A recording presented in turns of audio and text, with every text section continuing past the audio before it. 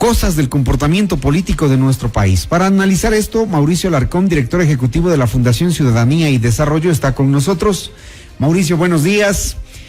¿Qué decirle al país que está mirando lo que está mirando con cierta incertidumbre? Un nuevo enfrentamiento entre gobierno, entre asamblea, acusaciones de corrupción, cambios en la fiscalía y todo este tipo de cosas que no nos dejan trabajar en paz. Buenos días, Mauricio. Buen día, Hernán, un saludo para ti y para nuestra audiencia de Notimundo y de FM Mundo. Pues creo que lo primero es destacar la importancia de un periodismo libre que puede hacer su trabajo con libertad de prensa y libertad de expresión.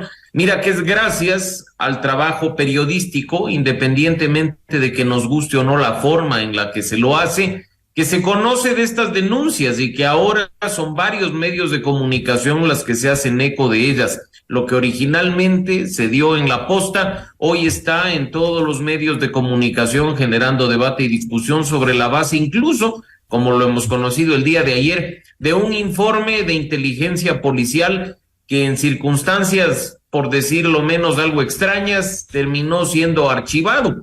Cuando un gobierno, independientemente de su línea ideológica o de la organización política a la que representa, asume las riendas de un país, se compromete, de acuerdo con lo que dice nuestra Constitución, a hacerlo de manera honrada, con integridad y con ética. Y si bien es cierto que el presidente de la República no puede responder por todos y cada uno de los funcionarios públicos de su gobierno, no puede bajo ningún concepto proteger de alguna forma a aquellos sobre los cuales pesa alguna sospecha de corrupción, incluyendo sus familiares. Así es que en buena hora por ese periodismo que sigue haciendo su trabajo y que ahora, incluso en manos de quienes atacaron y persiguieron periodistas durante muchos años, resulta valioso, por supuesto. Sí, es medio cómico, ¿no? Que ahora sí el periodismo tenga la validez que tiene, y cuando se lo hizo a su tiempo en el gobierno de ellos, ahí éramos la prensa corrupta, sicarios de tinta y todo lo que nos decían. Pero bueno, no vamos a defender a nadie allá, que se defiendan solos y que respondan por sus actos. Dice Guillermo Lasso que en su gobierno no existe el cargo de familiar del presidente. Sin embargo, parece ser que esta trama de corrupción va llegando a las altas instancias del Ejecutivo. Hace menos de un mes se escuchaba, Hernán, como tú lo sabes, del presidente de la República decir que su cuñado era una persona intachable, honesta, que lo que se estaba haciendo es enlodando su buen nombre. El cuñado del presidente, incluso, como vimos todos, decidió no enjuiciar a quien habría utilizado mal su nombre en este tipo de trámites dudosos en el sector público, sino matar al mensajero, enjuiciar al periodista, denunciarlo por afectación a la honra y pedir una indemnización de cientos de miles de dólares. Con el paso de las semanas vemos que hay mucho más información y mucho más indicios de lo que creemos respecto de esa figura tan negada por Guillermo Lasso de familiar del presidente. Y este no es un fenómeno nuevo. Tú, que estás tantos años ejerciendo el periodismo, lo conoces bien, pues desde 1978, que regresamos formalmente a la democracia, podríamos relatar uno a uno en los gobiernos la presencia incómoda de familiares que han traído problemas, no necesariamente vinculados a actos de corrupción, sino también a otras sutiles formas de abuso de poder. La historia se repite una y otra vez a vista y paciencia de los gobernantes que parecen poner las manos al fuego por algo que ni siquiera se lo merece. Ahora llama la atención que este informe de inteligencia de la Policía Nacional haya desaparecido y reaparezca hoy.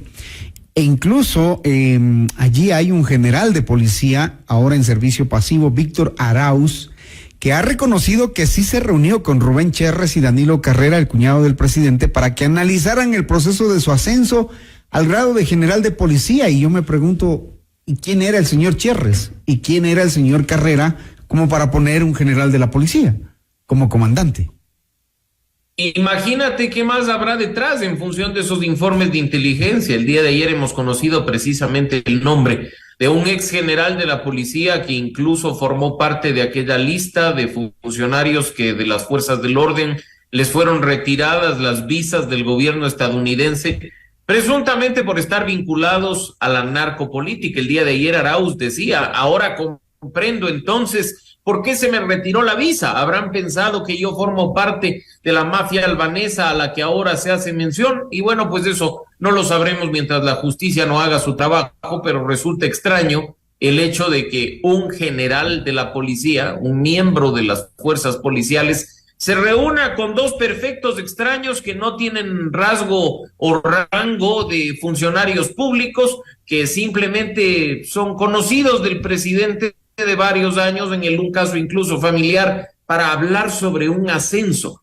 ¿Qué tiene que ver el cuñado del presidente y el compadre del cuñado del presidente en este tema? Creo que esto es apenas la punta del iceberg, y quién sabe qué más llegaremos a conocer en el transcurso de estos días respecto de otros cargos. No nos olvidemos, Hernán, también que hace pocas semanas, cuando estalló todo este escándalo, ya se había hablado hasta de trámite de ministerios, y resultaba por demás extraño que gracias a los medios de comunicación y a las redes sociales se veía incluso fotografías de las personas, en este caso señaladas, sentadas en una mesa después de jugar tenis, incluyendo a un ministro de Estado. Entonces habrá que preguntarnos qué más hay. ¿Qué otro tipo de trámites, de gestiones o de palanqueo se dio en el contexto en el que hoy estamos como país? Muy triste ver cómo se rifan el país de esta manera, cómo ponen precio al servicio público, cómo llegan a ministerios después de negociaciones entre gente que nada tiene que ver, entre comillas, digámoslo así. Algún momento se conoció de 2,5 millones que costaba un viceministerio, el de Agricultura precisamente. Y coincidencialmente esas personas que están negociando llegan a los cargos. No ha de ser pues por fruto de la coincidencia, Mauricio.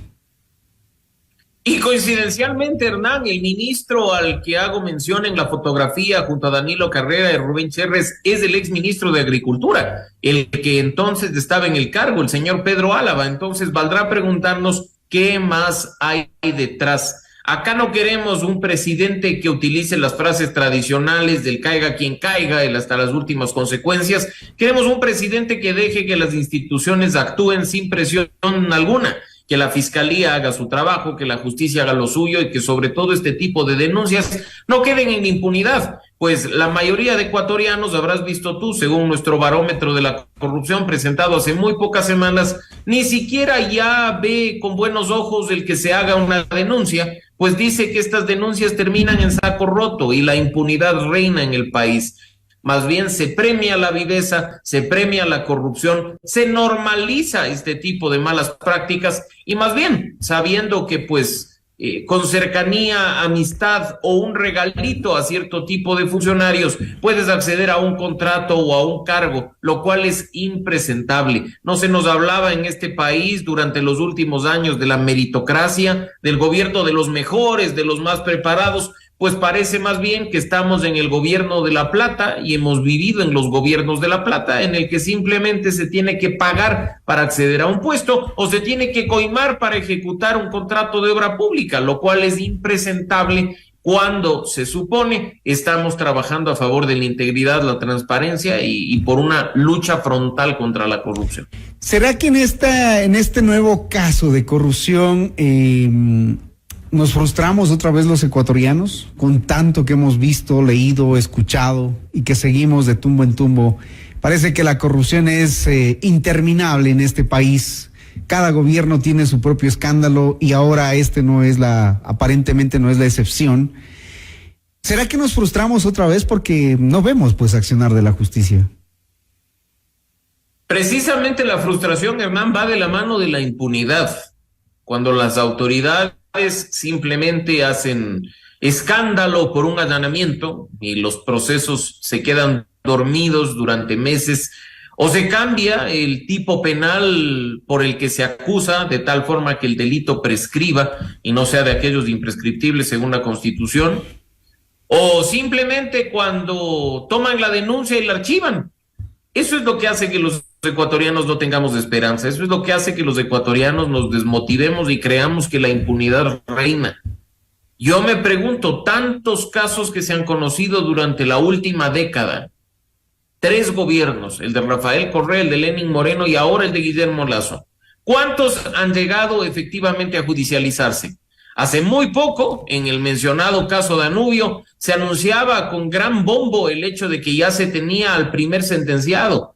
Sí, pero no por un caso de corrupción formalmente hablando en cuanto al tipo penal, sino por la clásica figura de la asociación ilícita, cuando ese funcionario había aceptado que cobraba por dar cargos públicos, que tenían nombres, apellidos, listas y pagos, asociación ilícita. De tal forma que la pena, además por ser un colaborador eficaz, quedó reducida a su mínima expresión. Esa persona probablemente pasará unos pocos meses privado de la libertad y saldrá a disfrutar del producto de lo mal habido, porque además todo el dinero que se nos roban en la cara no terminan devolviéndolo al Estado, sino que lo tienen bien guardado para una vez en libertad poder disfrutar a sus anchas. Esperemos que de una buena vez la justicia pueda hacer su trabajo. Si no, los ecuatorianos simplemente no solo que normalizaremos la corrupción, sino que seguiremos identificando como las instituciones más corruptas a las tres funciones principales del Estado, al Ejecutivo, al Legislativo y al Judicial. Y creo que eso tarde o temprano va a pasar factura tanto para el sistema político como para la democracia en Ecuador. Hay quienes consideran que esto es parte del calentamiento de las calles y también de las redes sociales. Vemos allí incluso exministros que debían responderle al país, que están fuera del país, calentando también las redes sociales, calentando a la gente, molestando, diciendo, digamos, cosas como que ya es hora de salir a luchar contra la corrupción, los menos indicados. Y sí creo que hay que salir a reclamar en la lucha contra la corrupción. Evidentemente que hay muchísimos motivos. Aquí, como digo, no se trata de defender a nadie, que todos respondan por sus acciones y sus inacciones. Pero y los ecuatorianos que están trabajando hoy, que están tratando de recuperar su situación económica, y los estudiantes que están tratando de buscar una profesión y el futuro de este país, mientras discutimos políticamente esto, pasan muchas otras cosas, Mauricio. Ese calentamiento de la calle que tú mencionas es algo que no deberíamos permitir, con una justicia que actúa de manera eficiente, que sanciona a los responsables, con unas autoridades que no protegen a los corruptos, sino que los entregan a las autoridades. Mira que creo lo más importante que hemos visto durante estas últimas semanas, y es doloroso decirlo, es la incoherencia de muchos sectores en este país, y así lo decíamos al inicio de la entrevista, Hernán, en el sentido de que pues cuando me conviene a mí, aplaudo y festejo, pero cuando no, denosto contra el mensajero o lo ataco o hablo cualquier cosa. La incoherencia se ha hecho presente en el sentido no solo de que un gobierno que criticaba la práctica de sus antecesores incurre en lo mismo, sino incluso en sectores como los nuestros, el periodismo o la sociedad civil, donde se dice que no deberíamos levantar la voz y criticar para no hacerle el juego a una fuerza política cuando la corrupción es evidente, o cuando intentamos incluso, so pretexto de la defensa de las formas tradicionales de hacer comunicación, atacar el trabajo de un medio digital que, aunque su modo de hacer periodismo sea chocante, mira que no se trata simplemente de un audio filtrado, sino de algo que incluso costó la cabeza del secretario de Política Pública Anticorrupción, que era una persona muy cercana al presidente Lasso. Uno de los valores que hay que recuperar en una sociedad democrática es el de la coherencia, de tal forma que los ciudadanos condenemos la corrupción, venga de donde venga, promovamos la justicia y ataquemos la impunidad independientemente de los actores, y defendamos el derecho de libertad de expresión de todos los ciudadanos sin excepción, en el que no importe la camiseta política, la ideología, la forma de pensar o de decir, sino la idea que nos permita avanzar como sociedad, corregir malas prácticas o perseguir a aquellos que simplemente se burlan de los ecuatorianos y sacan provecho de la coyuntura en la que se encuentran. Así es que esa coherencia, Hernán, es vital que se recuperen estos espacios para evitar después estallidos sociales que no nos llevan a nada más que la pérdida económica de millones de ecuatorianos o incluso la inestabilidad política que en lo personal no quisiera que vuelva al país. Coherencia es lo que le falta a la clase política ecuatoriana, que ha esperado siempre de los trabajos de investigación periodística, ¿no? Jueces, fiscales, asambleístas, fiscalizadores, esperando que les vayan a dejar los documentos cuando serían ellos los llamados a hacer ese trabajo. Pero no, las cosas fáciles como siempre.